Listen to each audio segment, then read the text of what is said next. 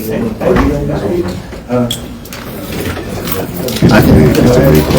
that leg wonky on it? It's they don't know if he wonky on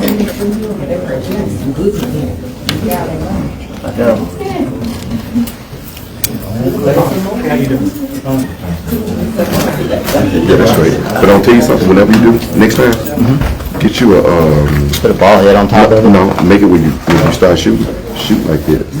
Sideways? Yeah, shoot I would, like but Facebook Live, that's all we're doing right now. We're not putting on the news or anything. Is it? Yeah, when I'm live streaming, that's what I do, all mine. Okay. And on the phone. I'll do some testing before we do it the next one. If Sheriff likes it, we'll do it the other way. I'm gonna show you something.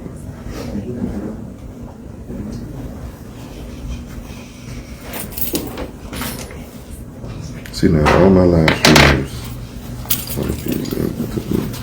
And you see how that is? You get the whole view as if you were watching TV. Okay. See, when you shoot like this way, that's like more of a TikTok. Yeah. I agree. I hate it, but like I said, I'm gonna do this the way that we've been doing them, just because I like to test stuff and make sure the sheriff likes it and everything before we get something official. But yeah, we'll look into that for the next one. All right. Think you got it, Joe? Okay. Yeah, take that to me. Okay. She's outside. Okay. Good.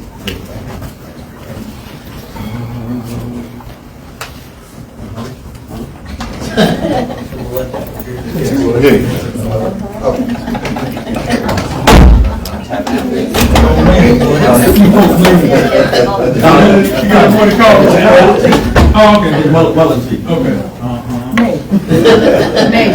You didn't use that hard copy. No, ma'am. Okay, a picture with I just wanted to count Okay, how many slots were there. okay. That's what I'm going to talk about. Take a picture of how many slots we paid.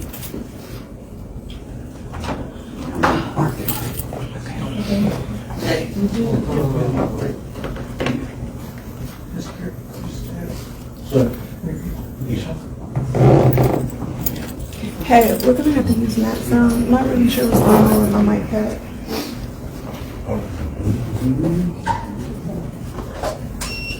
No. And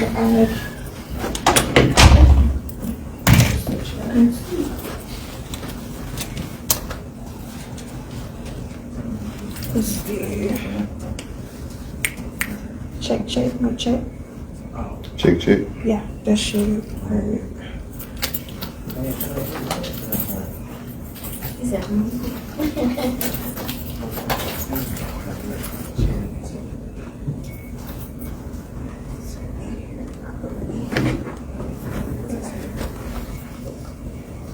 Okay, does this sound good? Can you hear?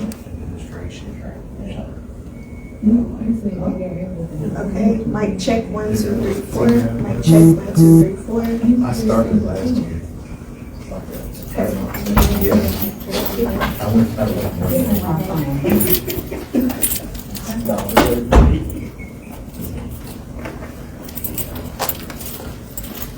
Thank you. I appreciate it. Oh, no problem.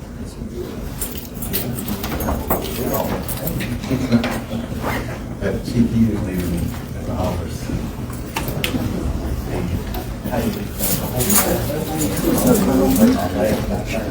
What's up? Anything on your spot or anything?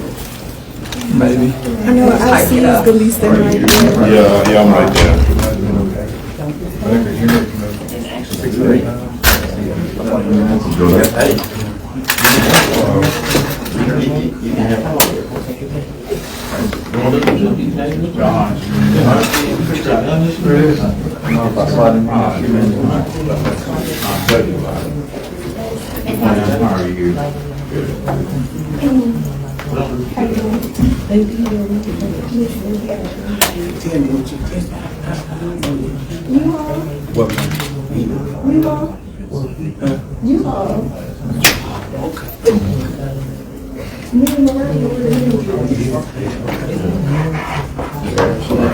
All right, you doing all right?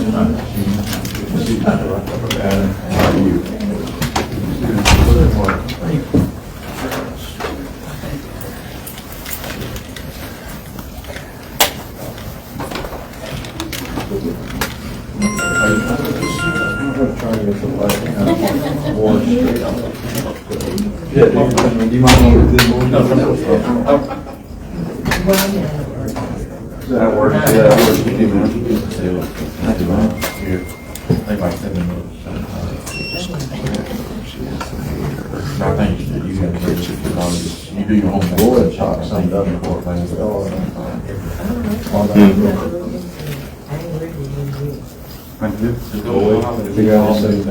He's 70. Just about. We'll put you right here. I ain't never seen a board be serious.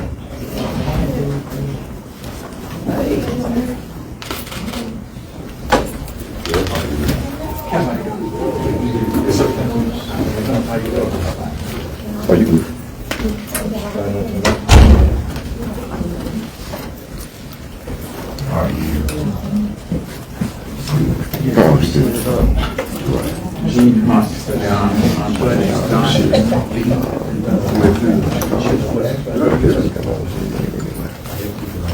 When you have that light on, it Oh, they're, Mr. Green, they're good when they're cooked right. Yes, sir. When they're cooked right. That's right.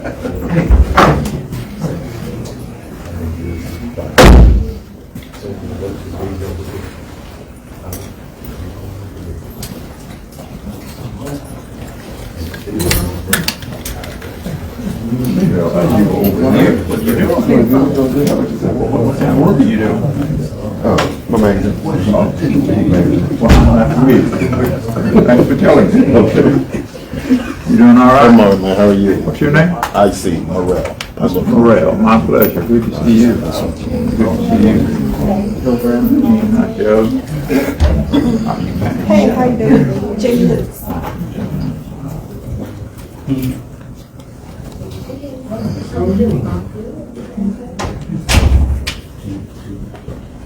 You've been all right?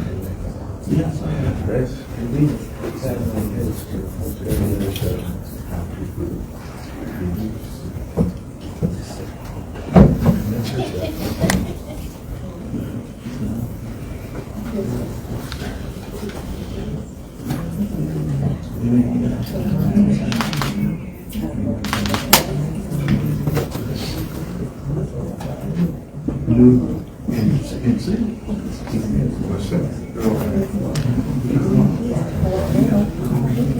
I'm sorry, just to watch me. I'm watching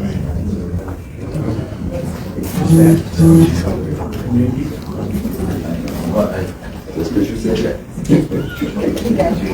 No, I don't do that.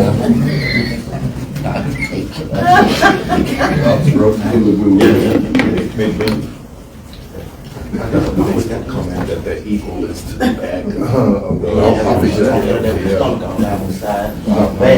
watch what you should put stop here. I ain't ready. Yeah. Thank you. Thank you. I need to take a look at all this.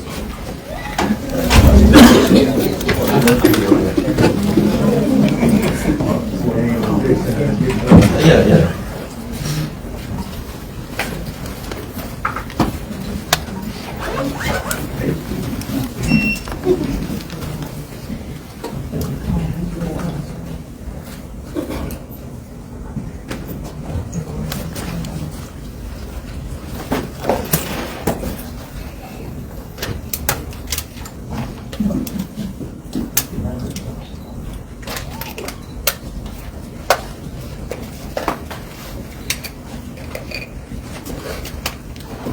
I want to start by saying morning. I wish I could say good morning, but it's certainly not a good morning for anybody in Jefferson County, specifically our employees and our elected officials that are challenged with the difficulty that we're faced yet again. I'm Sheriff Lafayette Woods, Sheriff of Jefferson County. Thank you all for being here. I stand before you joined by my fellow constitutional officers and others united to address matters of critical importance. Much of you all have heard in details in my public statement I made that was made public on our website. The blatant outreach and retaliatory actions by Jefferson County Judge Bill Robinson whose veto of the fiscal year budget for 2025 has placed livelihoods and hundreds of Jefferson County employees in jeopardy.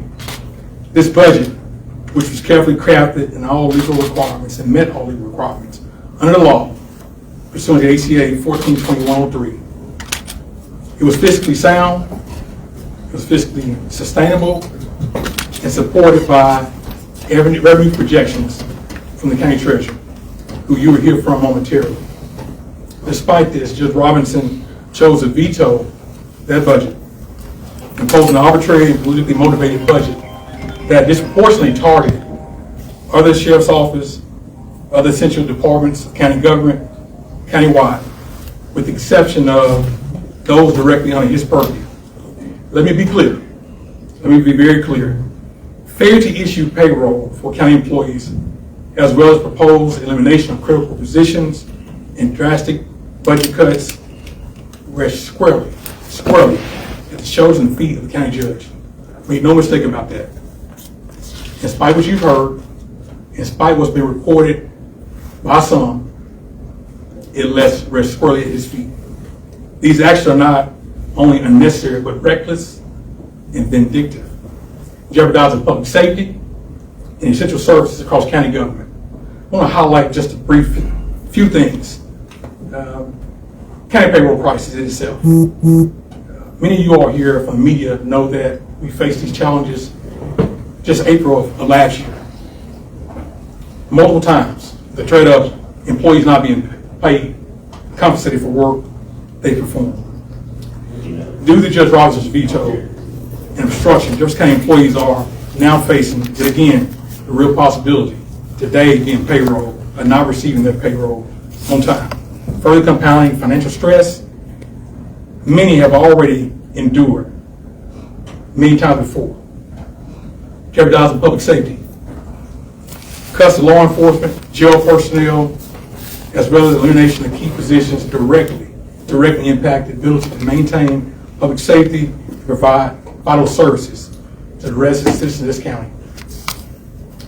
And lastly, I want to just briefly touch on political retaliation, abuse of power and overreach that we've seen time and time again. These actions are not based on fiscal necessity, but a clear act of retaliation against those who have spoken out against things that have been done indecent, immoral, unlawful, and all those things to describe the actions that we've seen. Let me be very clear.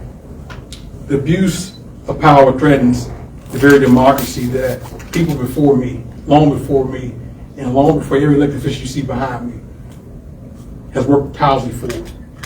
Separation of powers. It's Civics 101. There are three branches of government: the executive branch, legislative, and judicial. Those branches are separate for a reason. They all have separate responsibilities, but we should be working together. With that, I want to bring up our county treasurer, Venetia Goodwin. Good morning, everyone. My name is Venetia Goodwin, and I am the Jefferson County Treasurer. I just want to bring light to that. In the budget process, I would be the beginning phase of it. I submit revenue estimates that would give all elected officials a blue point of sorts of where or how much they could budget within their respective budgets. Those revenue projections are presented normally July or August, and then the budget process will follow from there. My office was also affected by the cuts in the budgets. Mine not as bad as other departments. Mine was only in the salary slot of the chief deputy that was being cut. I don't agree with it, but if that's what it has to be done, I just need something to be done. We need to get budgets in place and passed. There have been 2 budgets that were submitted for my view. Both of those budgets do statutorily meet all guidelines of the 90% what we can budget. So there's nothing wrong with one budget or the other when it comes to statutorily meeting the 90% threshold. So with that being said, I just wanted to bring those things to light in view from the county treasurer's office. I don't know if there's any questions, but if not, I'm going to relieve the podium to the next official. So we'll have, thank you, Madam Treasurer. And just to kind of piggyback on what the treasurer said, she's totally correct, proposals of those budgets. But now it's an opportunity for each elected official in their respective office elected by the people to demonstrate and tell you kind of overall scope of how the actual difference between the budgets negatively impact their operation in their office.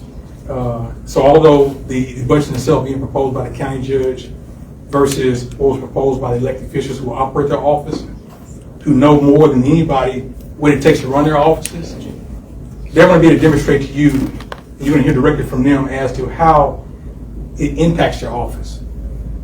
How it impacts your office. And with that, I'm going to bring to the podium Major Operations John Bean, Major Operations Jefferson County Sheriff's Office. He talked briefly about the impact from a Sheriff's Office standpoint. Thank you, Sheriff.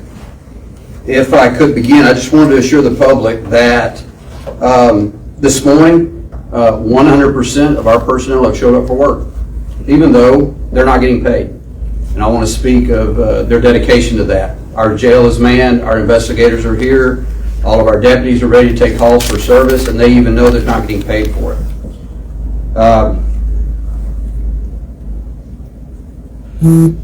Out of 139 slots that we pay, 56 are going to take a pay cut, and that's ranging in different percentages. And I wanted to make sure that it's understood that our budget for 2025 did not give any pay increases. We are simply paying what our personnel were getting paid in 2024, which the judge approved every single pay period. And we are somewhat confused by why these are being cut. We know what we've been told in the meetings, but it doesn't fit the narrative of what we've been doing for 2024. Along with 56 that are going to have pay cuts, there are 6 slots that are being removed. These are 5 of those are manned positions. They have been manned and funded for a number of years. That if this budget is passed, they will no longer have a job without any kind of reasoning of why. They are, 2 of them are assistant jail administrators, which are essential to our operations of the jail. It is a busy place and the position is essential. Another one is administrative secretary for the sheriff's office. Another slot that's removed actually is a slot that pays half of our IT director's pay. So if that slot's removed, he will take a pay cut of $25,000 a year without rhyme or reason. The other slot is our PIO slot, which is not filled because it's a specialty position. We haven't hired anybody in that position yet. Not only is our payroll being affected, our jail manager for our nurses, their pay is, according to the judge's budget, is going to be cut 36%, or I'm sorry, 38%. Our medical fund is going to be cut to less than what we have cash on hand. We still provide medical care for people that are in detention. If they have to go to the hospital, we have to pay that bill. And if that is cut, then their medical care is going to be affected by it as well. Our juvenile justice center is cut by 10%. The meals, lunch for our juvenile detainees is being cut, as well as our drug task force. Our drug task force has been cut 18%, and that is reimbursed. Anything we spend out of that, the government reimburses us for. So we were confused by why that's being cut. Our boating safety proposed budget is less than what is actual cash on hand. And our juvenile education, our juvenile detention has a school, and that is being cut by 36%. So it's not just about our payroll, it's about the function of the sheriff's office. And while we have everybody here today, I don't know over time how we can make a promise that they will still be here, because mortgages have to be paid. I have two people that have already come up to me and said, my mortgage is due today. And hopefully their financial institution will understand. But our budget fits the 90%, which is required. And we are just asking for the quorum court and the judge to approve our budget as it's been submitted. Thank you, Mr. Mayor. This time I'll call the podium our Jefferson County Tax Collector, Tony Washington. Good morning. Tony Washington, Jefferson County Collector. You know, it was hard to walk in my office this morning because today is payday. My folks, they have worked hard and done a great job in that collector's office. And they haven't been paid. Today is payday. You know, I'm responsible for them getting paid. But there's another group that's responsible for us making sure that happens. And first of all, I want to thank all those quorum court members who stood up and did what's right. Because we were almost forced into a budget that was not going to allow us to operate. You know, my chief deputy, I mean, she is wonderful, does a wonderful job. How can I tell her, hey, you do a wonderful job, but I'm going to cut your salary. I'm going to cut your salary. I can't do that. I mean, that doesn't make sense. A position's been cut in my office. Hey, you know, I know we don't have any shortfalls in Jefferson County right now, but your service is no longer needed. I don't have a position. How can I do that? I mean, we're public servants. The folks in my office are public servants. They come to work every day, dedicated, and today they didn't get paid. I mean, what are we doing? What are we doing? Everybody that sits on the quorum court are public servants.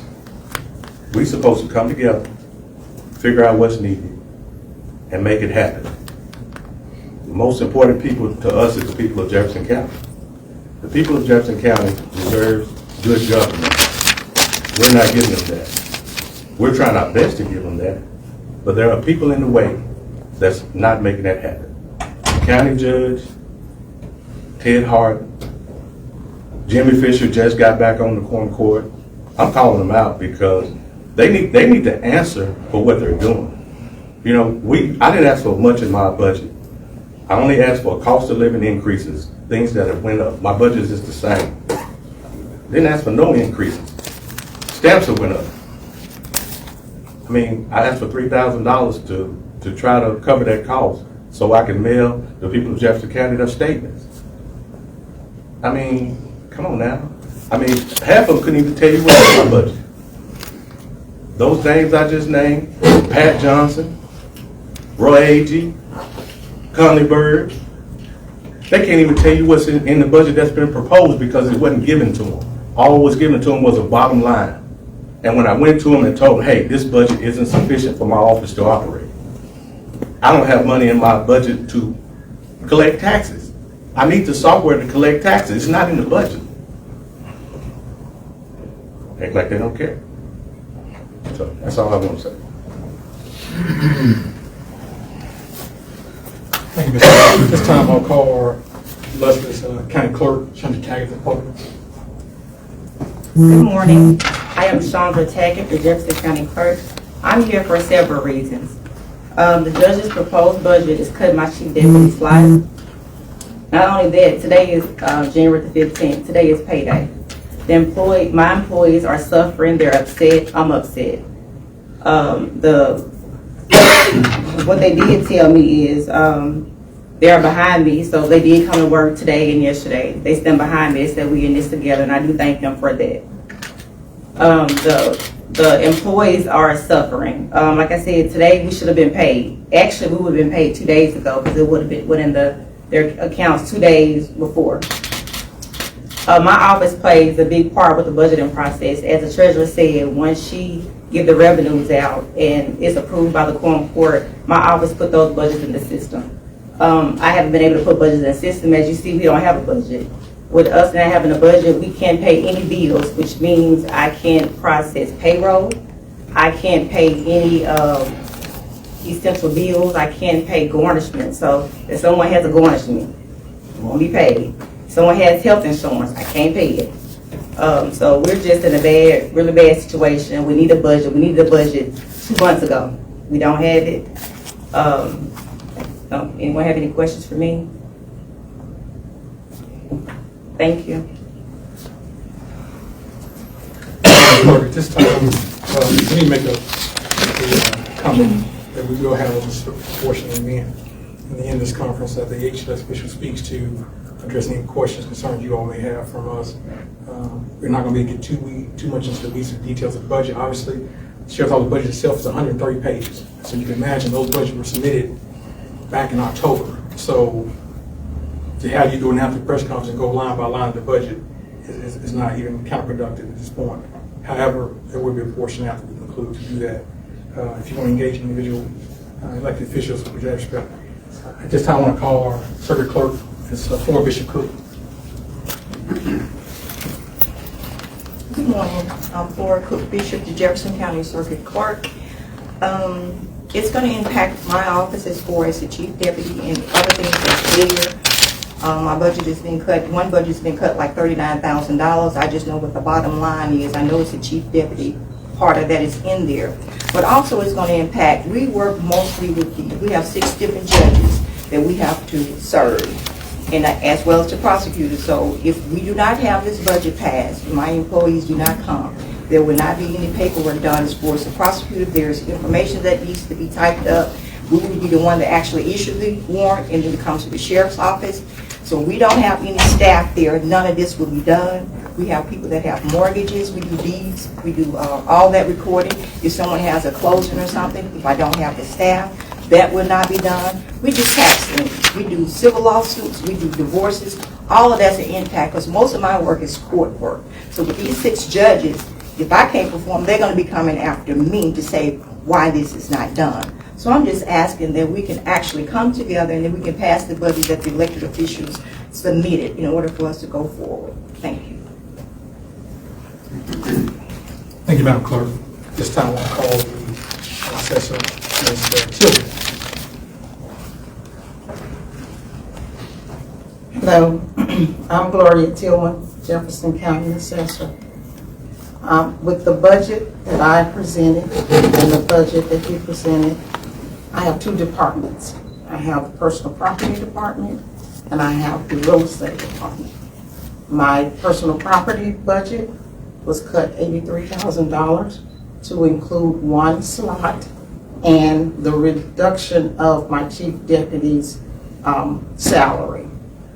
That other things were cut as far as meals and lodging and postage, but it will impact my office, not only just the employees, but the entire county, the schools.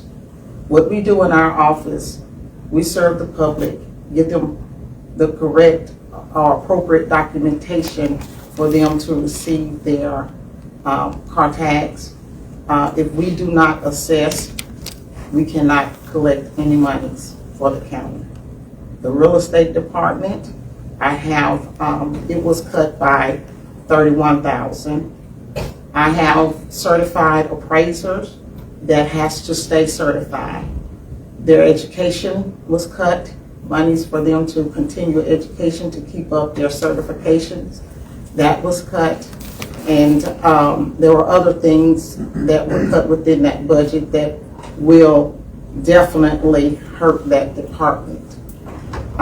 We just asked that the budget that we proposed that was verified by the treasurer within the 90th percentile, that it would be passed so we can continue to operate, do our jobs, serve the public. Thank you. Thank you, Madam Assessor. As you all have heard consistently from the elected officials you've heard from thus far, the story is pretty much the same. The story is pretty much the same. One of the things that was highlighted by our circuit clerk that I failed to highlight which I think is extremely important, is not only the functions of her office individually and the impacts, but collectively how those offices work directly on concert of the offices. And the impact from the circuit clerk's office impacts the judicial branch of government, which is the courts, prosecutor's office, which in turn also impacts the sheriff's office from a whole different operational standard. And so you can see, listening and hearing from those elected officials, how each individual office is impacted, but also collectively how that impacts us to be able to provide and to continue to provide services. Might just not provide services to citizens, but provide them the most effective way possible. You heard from the treasurer. She's confirmed that the budget proposed by the elected officials met the 90% rule under the law. You also heard her say that the budget proposed by the county judge met 90% of the law.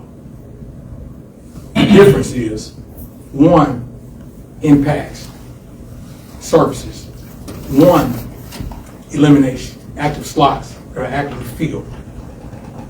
One disrupts operations. So you tell me, what's the fiscal thing to do? Elected officials in our offices who also work tirelessly with elected officials across county government and citizens, providing those services, ensuring that revenue increases by doing the level best in time when they need it the most to provide the most effective services. You're being told you're going to cut it. So are you saying that citizens don't deserve effective services? That's what it means. And the last one, I say call for accountability. We demand accountability and transparency. Prior to today, in terms of elected officials who are reduced or limited, which I've never seen in county government in my life, we are elected official constitutional officers providing services to the citizens who are the same citizens who elected us. But yet when you come to a public meeting like a quorum court meeting, they're reduced to 2 or 3 minutes and only doing public comment. We are a member of the public. We are indeed a member of the public. But not when we're in those rooms talking about business that impacts the offices. So how do you eliminate and reduce elected officials, constitutional officers, to 2 or 3 minutes to explain the things that impact their offices? That is not transparent.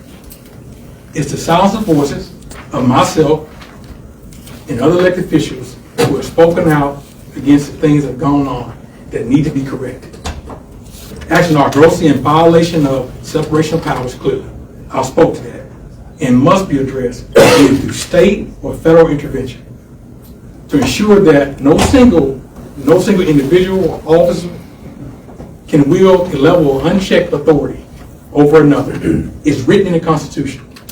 Separation of powers. We stand united and committed to the people of this county. Everyone behind me, all the employees who showed up, in spite of knowing they weren't going to get paid. But I would tell you, as a sheriff, the only way this hurts me personally is because the human side of me. You think about humanity. You think about humility. You think about employees not getting paid. Some of us behind me may have separate investments. They may have the means to cover a mortgage or a light bill or water bill. The vast majority of our employees don't have that option. They rely heavily on check, and many of them will check to check. Many of them will check to check. And so with that, please understand, it's not personal for us. It's personal for the county judge. And this is strictly retribution for, again, those who have spoken out. But it doesn't hurt our pockets personally. It's hurting the employees. But more importantly, it's also hurting the citizens of this county, who we're constitutionally duty bound to provide those services to. With that, I want to thank you all for your attention and giving us the opportunity, us collectively the opportunity, to shed light on much of what has not been shed light on because we have been reduced to 2 or 3 minutes in public comment to silence the elected officials about the true issues that are going on in Jefferson County. So with that, I thank you for your attention. At this time, we'll answer any questions you may have. But again, be mindful that our budget alone is 130 pages. And so there's not enough time in the day to go through that budget, which you all get today. The highlights you heard are significant portions of our budget that are impacted. and they would hamper operations. Dre with the heat. I got a question for you. I noticed your office took the biggest cut out of everybody, it seems like. Do you think that it's more to sabotage you and I don't think I jail, know. or do you? I don't think I know. I'll give you a highlight. Proposed budget by the county judge. Most of those positions, at least 4 of those positions, were positions that, when I served under him, were filled and operating. We could not do without them. How come we can do without them now? They were good when he was a sheriff, but now they're not relevant, they're not needed. Just to illustrate you the impact and the importance of those positions, specifically the assistant jail administrators, is that I spoke a couple years ago when we were down to 1 administrator and the impact of the talk about eliminating after he was no longer sheriff and I was rising to the him and being elected, is that we weren't going to keep people on. We've lost 2 administrators because of the stress. 2 administrators individually because of single stress placed on that 1 administrator covering the amount of volume and operation when it comes to jail operations they've had to endure. And each one of them I gave recommendations to and found new jobs for them because I understood the stress on them personally and their families. That's not something I take lightly. I've seen the stress. We're the 10th largest county geographically in Arkansas with 75 counties. When it comes to our juvenile center, we have 75 counties. We're one of 10 juvenile lockups in the entire state. One of 10. Juvenile crime has not been rampant just in Jefferson County, but it's been affected across this state. Where before COVID, our population may have been below average of 30 on a day. It's well over 60, 70 now. Almost steady at capacity, where we've taken contracts with other counties to take on housing their juvenile prisons, because guess what? Other counties don't have juvenile lockups. The other ones are filled. That shows you the demand for that particular service alone. And I hope that answers your question. I see Morel, Pine Bluff Commercial, and this is more directed to Justice of the Peace Carroll. If a budget is on the line, why not offer any compromises to prevent any missed payments for anybody and lost jobs? Thank you for the question. The night that we met, we offered the county judge and those 6 justices who supported his budget several compromises. I even suggested, which is a part of parliamentary procedure, let's take a recess and hash this out and come back and pass a budget that does not disenfranchise the employees or the citizens of Jefferson County. And if I might just add this, as a 39-year veteran retired educator, to find out that the budget cut the educational program of juvenile detainees, some who may require an IEP, an individual educational program, under the auspice of special education, to deny them their education, that's a federal offense. And then to cut federal and state dollars that support the lunch program, those things, what would you say if Watson Chapel and Whitehall and Pine Bluff School District superintendents came in and said, we're going to cut special ed, we're going to cut the food program? What would you say? Well, that's exactly what happened at the juvenile facility here in Jefferson County through this terrible, inhumane budget that the judge and 5, 6 of his supporters presented. And we offered them alternatives, several alternatives, and he refused. And today there's a special meeting called, and I hope, again, that he's willing to operate from the spirit of compromise. Are you afraid of any legal action that Judge Robinson may bring about as a matter of this budget not being passed? When you say afraid for myself? Afraid for yourself, afraid for the county, afraid for the I'm afraid for court? Jefferson County, because if I was a parent And I had a child unfortunately incarcerated in the juvenile facility. And that child was denied educational access, denied proper nutrition. I would be raising hell. I'm just telling you. So I'm afraid for the county that it may be looking at maybe a class action lawsuit by parents of this community who care about their young people. That just scares me that these young people have made a mistake and we're going to add disenfranchising their education and starving them to the fact that they're incarcerated. That's a shame. A shame. This is a question either for the treasurer or for the sheriff. Both of y'all have said both budgets reached the 90% percentile. What's your reaction to the county judge saying that there was inconsistencies or the other proposal that was the budget was illegal?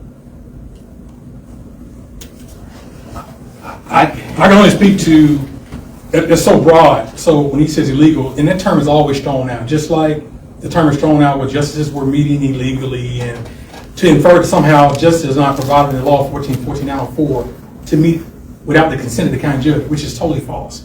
When we throw these terms out there, and this is not directed to media, but when it's put out there, it's illegal. Specifically what part? Specifically what details, what part is illegal? So when we say a term so broadly as illegal, what does he mean it was illegal? What aspect of it? If it meets the 90% under the law, which you heard from the treasurer, what aspects is illegal about it? I guess that's not a question I can answer. It's a question for the county judge, which he's not here today. He wasn't here yesterday. And let me add something to that, is that this was preemptively done by him. This was manufactured. This was manufactured by him because all his employees, they didn't show up yesterday. Today's payroll day. Today's the 15th. Yesterday was the 14th. But every other county official showed up to work. His departments did. You know why? Because they're already told by him not to show up. This was manufactured by him as a way to intimidate the justices who have spoken out and who supported all the constitutional elected officials for what they know is right and stood their ground and drawn the line on that. And this is a way to just force again a budget that has been rejected multiple times. That again, although it meets 90%, you've heard from the different elected officials, you've heard from them individually, how it individually impacts their offices. So the question should be, who's the common denominator? And the reason why employees are not getting paid is not the quorum court when it comes to the large majority. There are 7-6 divided now. The 7 majority have done what was right. And I can speak for myself. You've heard other elected officials. We support what they've done this far. Holding the line. Because approving a budget he's proposed drastically, irresponsibly hampers operations for multiple departments. May I add, Sheriff, may I add to answer your question? The majority court members met and reviewed the budget with the elected officials, and we proposed a budget of $37 million. Our anticipated revenue, projected revenue for 2025 for Jefferson County, according to our treasurer, is about $43 million. And the 90% threshold, I believe, is $39 million. So the budget that was proposed was $1.5 million below the threshold. And he and his co-conspirators are acting against that. Thank you. Sheriff, you mentioned the cuts in the jail if the judge's budget passes. What kind of effects will that have on jail operations if that happens? I mean, you just heard from our major operations. I mean, severely, literally, I cannot put in adequate words. We've seen this before. We've seen the effects of having one administrator for each facility. And maybe you all have been told about those things because our employees, they're diligent. Just like they showed up today and yesterday, they care about the work they do. They care about the service they provide to the citizens. That's what motivates them. But that doesn't say that when there's not one person to do the job, after already been overworked, underpaid, the stress load it puts on that person and the morale, jail operations and public safety is already difficult in and of itself for recruitment and retention. And to be able to retain people, when you hear every other month, or frequently, more often than not, that there's a potential high probability that you're not going to get paid. In spite of who I am as an individual, having been born and reared here in Jefferson County, educated, worked for the sheriff's office in 2004, worked my way up through the ranks, I think I'm pretty good looking. None of that matters to employees. What they want to know is if they're going to get paid and when they're going to get paid. I can talk all I want to. The bottom line is they want to be paid, and they want to be paid the wages in which they were told they're going to get paid. And they don't want their wages cut. They don't want jobs cut. There's no need for it. You can't on one hand brag about and boost our revenue and then cut salaries and slots. Make it make sense. And I want to go back to a question that Mr. Braswell posed. I'm sorry. Alcee Morrell posed about whether or not is the justices are afraid of any legal ramification. Let me tell you this. The question should not be posed to the justices. It should be posed to the county judge. Because I will tell you, I have brought litigation before, which I have prevailed in numerous times. As of last night and this morning, I was on the phone with the U.S. Department of Labor. They are actively involved. So trust me, I'm one person, but all the resources I have, all the voice and fight I have in me will be dedicated to making sure things like this don't happen. And those who create these manufactured, man-made crises for political reasons, retaliatory reasons, being vindictive, trust me, that is the focus beyond making sure people get paid. That is my commitment. I can promise you that. If I don't do anything else, his feet are going to be held to the fire on that.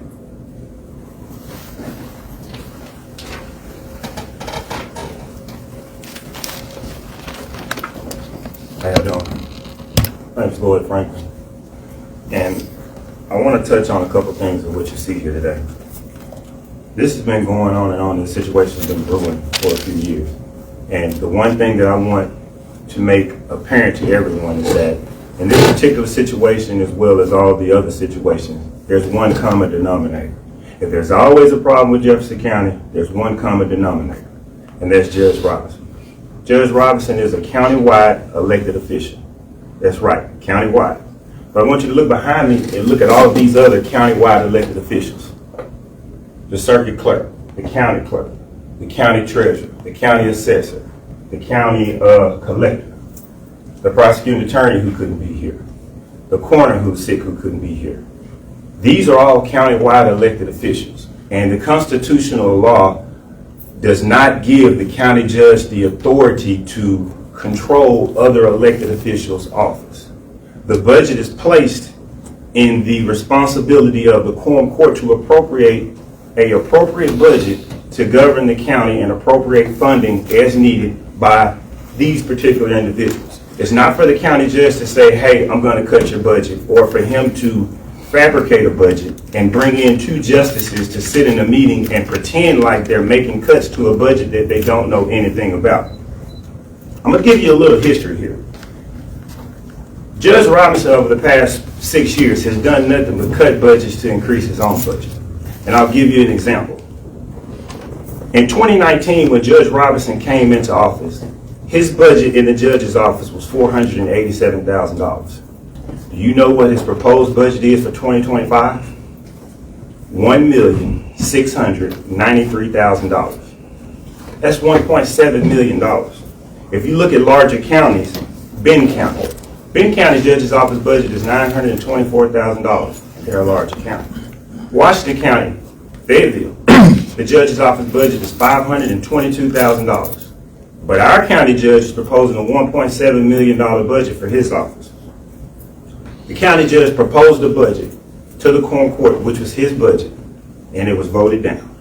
When it was voted down, the quorum court, along with these elected officials, got together and assembled a budget.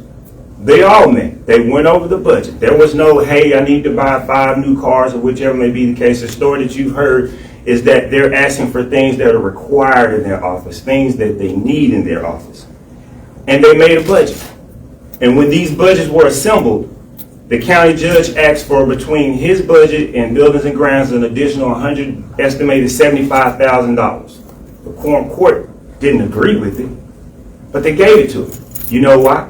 Because if they were making, and at that time I was on the quorum court, if we were making all of the other elected officials whole, even though the county judge didn't need the increases that he was asking for, we went in and found the money to make sure that he was whole and that he got what he wanted, so he would have no complaint about these elected officials being made whole. The county judge asked for a $40,000 increase in buildings and grounds, and he had $51,000 left in his budget at the end of the year. He didn't even need the money. He just asked for it, just because he can. Cutting others' budget to add to his, but when the quorum court found the money to afford these elected officials to be able to have their full budget that they needed to operate, the problem was resolved, but it wasn't resolved with Gerald Robinson. It met the 90%. It was passed and he vetoed. What you are witnessing is an impossible situation that Judge Robinson has put the quorum court in.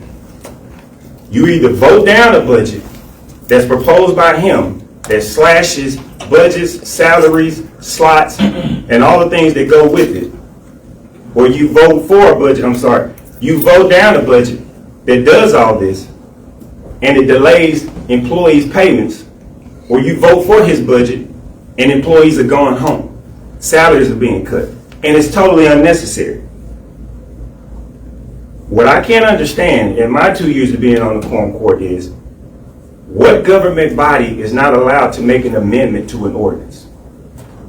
The quorum court is tasked with their constitutional responsibility of creating a budget for Jefferson County, yet they're not being allowed to amend the budget. Judge Robinson says vote it up or vote it down. Justice Carroll makes a motion, it's overruled.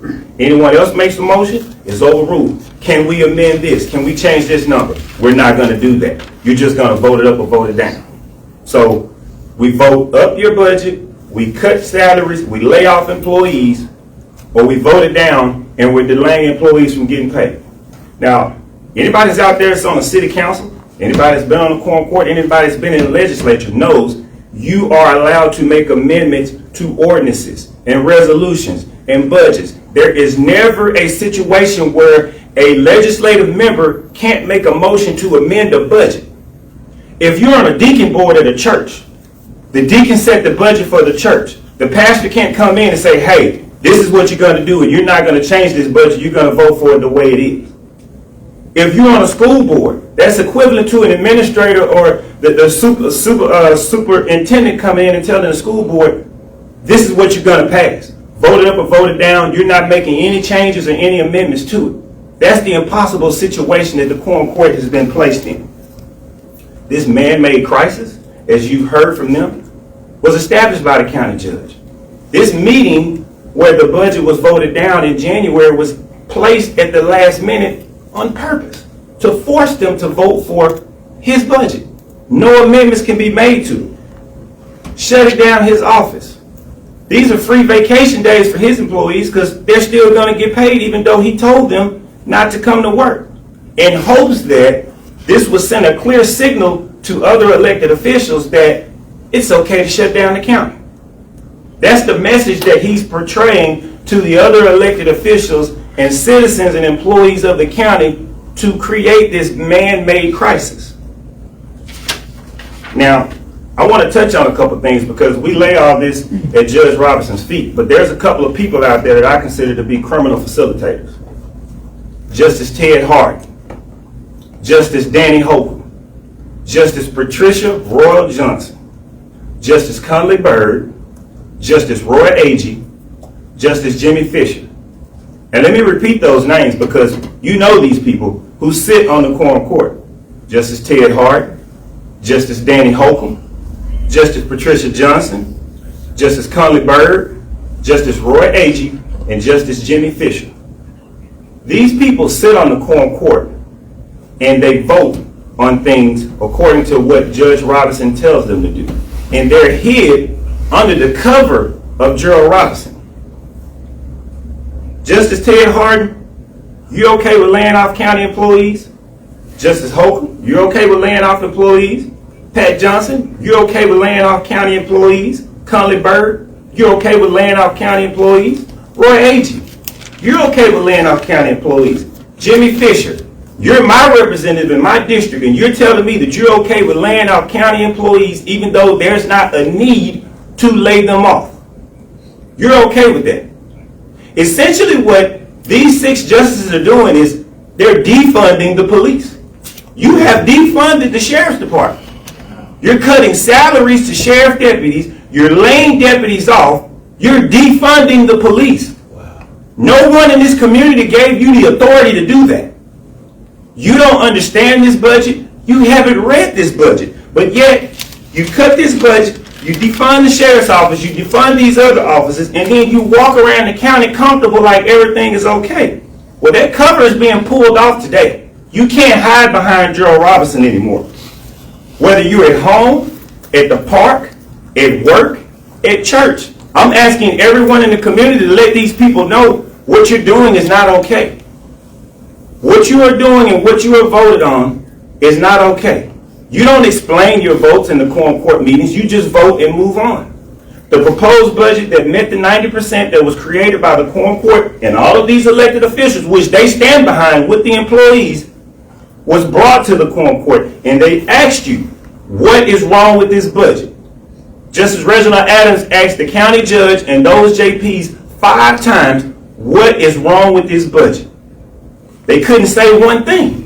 Now, we can tell you 100 different things is wrong with the county judge's budget that he proposed, but you can't speak one ill thing about a budget that was proposed by the majority of the court and all of these elected officials whom got together and voted for it.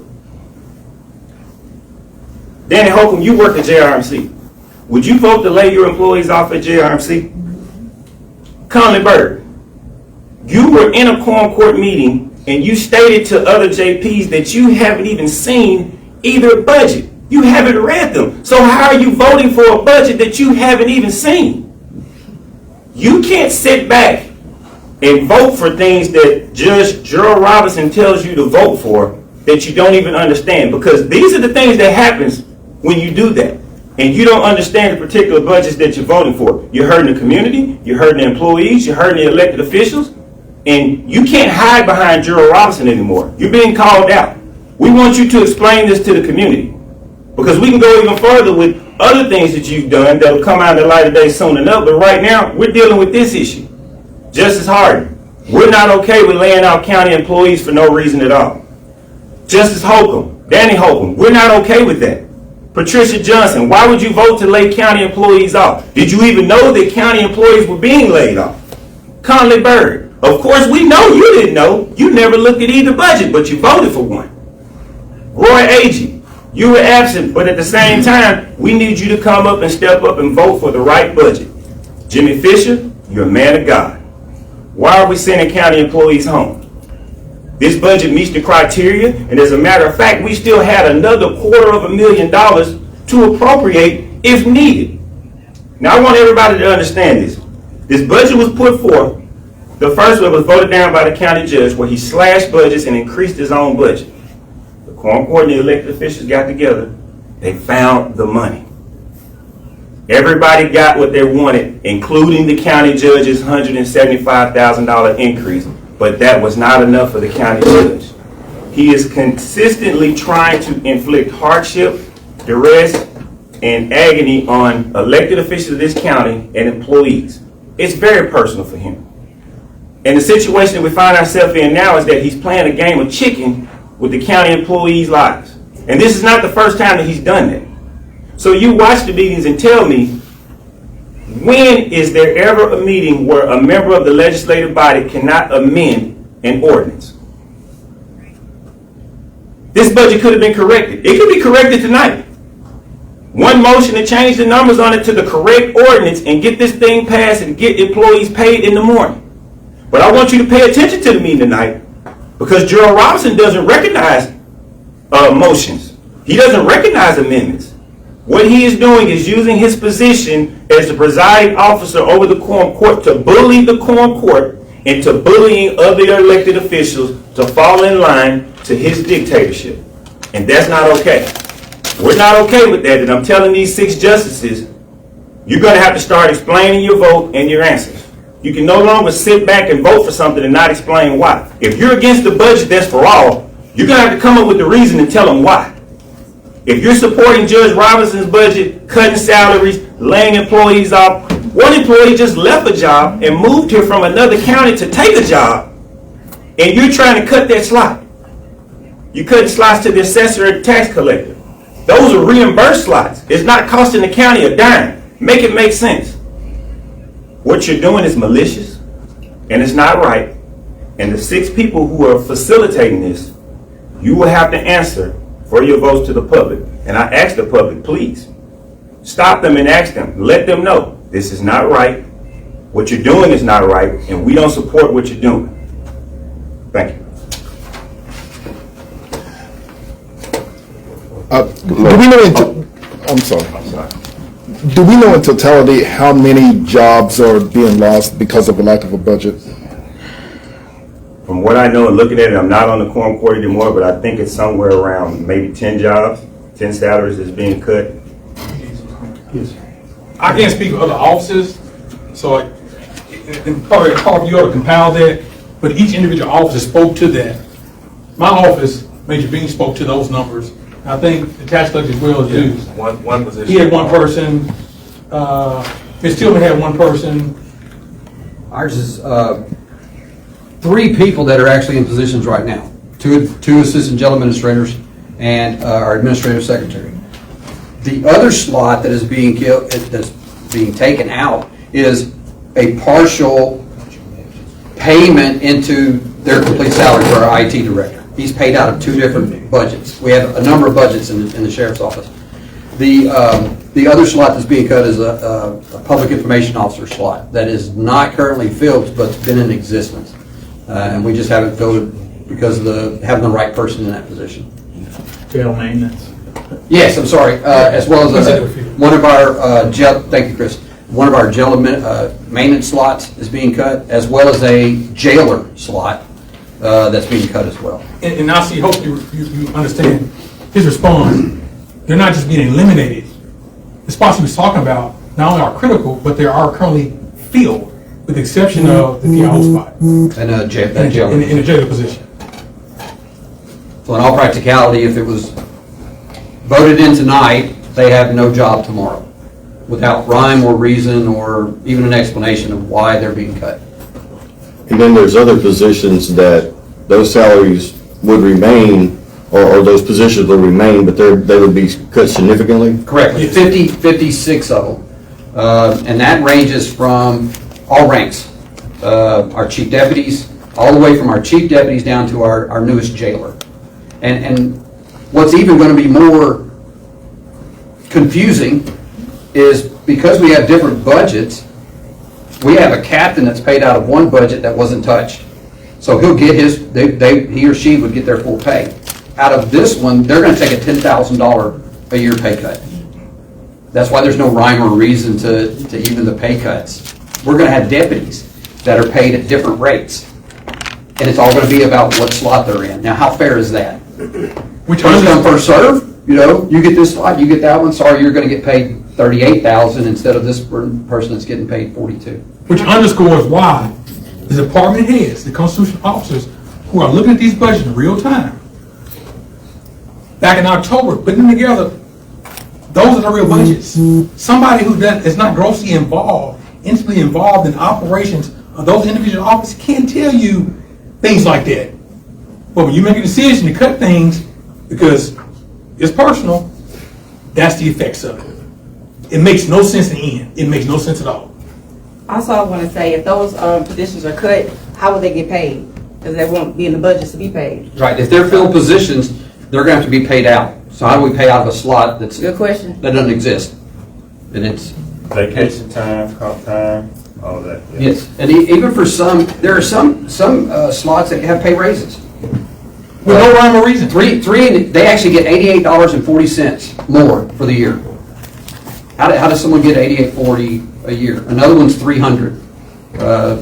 But other people above and below them are taking pay cuts. Which doesn't make sense.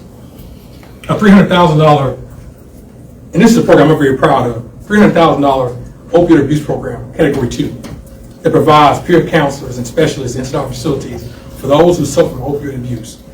To the point, it's expanded from our adult jail to our juvenile center. It's federally funded. It's reimbursed. How do you cut that? So our job is not only to have ruling custody of the jail and the detainees confined in it, but also provide them services like that. So when they leave, they don't have to return back. So we cut things like that are essential. And and I'm proud to say this, we're the only jail, county detention facility in the entire state that has a program like that for those who've been affected by opioid abuse, substance abuse. Is that not what we should be providing? When we talk about correcting or improving recidivism, is that not the things we should be doing? Those are effects of the budget proposed by the county judge that you don't hear the details about. Lord, question. So, with the city council, well, quote unquote members, why do you think there are those 5 that always ride with Gerald Robinson? And when I went out to the county courthouse yesterday, to actually interview some of the people that wasn't getting paid today, I talked to one of the guys up there and he said he only got 42 cents in his bank account. That's all he had. And he said he won't be getting paid. He's like, how can I pay my mortgage? How can I pay my bills? So can you answer that, please? I think you have to look at the point that I think that the 6 JPs who seamlessly always vote with the county judge, they're compromised. They are compromised in one way, shape, or form, and they owe the county judge their allegiance. There's no other way to explain these votes. They vote with him regardless of whatever it is, whatever he's asking for. Their vote 100% of the time is with the county judge. They ask no questions. They pose no answers to any questions. They vote with him 100% of the time. They are complicit and facilitators for the county judge. Now, I'll get into later of what their complicity is and how they're compromised at a later date. But at this particular point, I think it's just known that people need to pay attention to who's voting and why they're voting. If there's 2 votes or 2 budgets to be voted on, and they're only voting for the county judge's budget, and they have no comments about either budget, that says a lot. This whole thing is structured around the fact that the county judge has 4 committees, and he's placed the same people on every committee for years. And this is to strangle any type of resistance from other quorum court members. They'll schedule a meeting at 5 o'clock and say, we're going to talk about the procedure ordinance and the budget. And when quorum court members arrive to that meeting, they'll say, you're not on this committee, so you can't speak. Well, once they pass it out of committee to the full quorum court, the judge will say, well, there's no amendments going to be made. This should have been handled in committee. So you have the same 5 people controlling everything that's coming in or out of the committee that makes it to the full quorum court, where he is the supreme ruler and doesn't allow any amendments. I've seen several quorum court meetings over my lifetime, legislative meetings, city council meetings.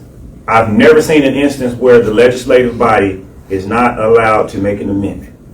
When the prosecuting attorney instructed them that they were misleading the quorum court, they argued with the prosecuting attorney. This is the same county judge who used county funds to sue the quorum court, but then turn around and deny the quorum court funding to pay for an attorney. This is basically a coup. The county judge is trying to overthrow the quorum court by any means necessary to suppress their right to speak, their right to vote, their right to legislate. And he's utilizing the county employees as pawns. And this is all black and white. I want you to keep in mind what I said before. Coming into office, his budget was less than 500,000. Now his budget is 1.7 million. And even though the Quorum Court didn't agree to it, they gave him what he asked for to ensure that all of these offices are made whole, and there's still not enough for him. $250,000 to be appropriated, still.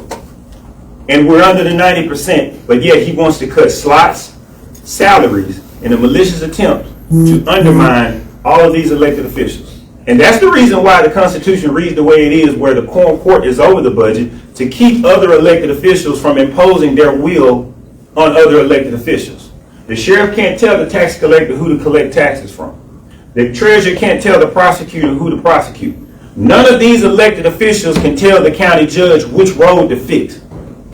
The Quorum Court appropriates a budget for the road department. If he spends that money on something else and your road doesn't get fixed, there's nothing we can do about it. People ask all the time, hey, he didn't fix my road. Well, we gave him all the road department money. If you're not a friend, a contributor to his campaign, or he's not benefited from some type of way, your road's just not going to get fixed. That's just the gist of it. In 5-6 years, I think he's exemplified that to all Jefferson County citizens. We can't control the county judge. None of them can. And the county judge cannot control what goes on in other elected officials' offices, regardless of who he's trying to target. This is a malicious attempt to control other constitutional officers. This is an attempt to control the Quorum Court that is presently there, and is being facilitated by 6 individuals who hide under the cover of the county judge and do not want to explain their actions. They don't comment on anything. They just come in and they vote. If things don't make the agenda and the majority of the Quorum Court calls another meeting to address issues such as the treasurer or the tax collector or the clerks who've been left off of the agenda, they don't attend. We had one Quorum Court member that spoke in open court and said, I don't talk to the other JPs. I have most of them blocked. I just do what the judge tells me to do. And that was Justice Danny Hope, and that is on record. I just do what the county judge tells me to do. These 6 individuals need to be called into accountability. So when you see them, you ask them, why are you laying people off where there's not a reason to? Why do you always vote with the county judge? What does he have on you? Why are you so complicit with him? Why are you facilitating this? Those are the answers that need to be asked. And more importantly, why can't this budget be fixed this evening and amended to read with the correct numbers that everyone here needs to be done? Out of all the countywide elected officials, they're all here. They support the balanced budget that works. Everybody except for Gerald.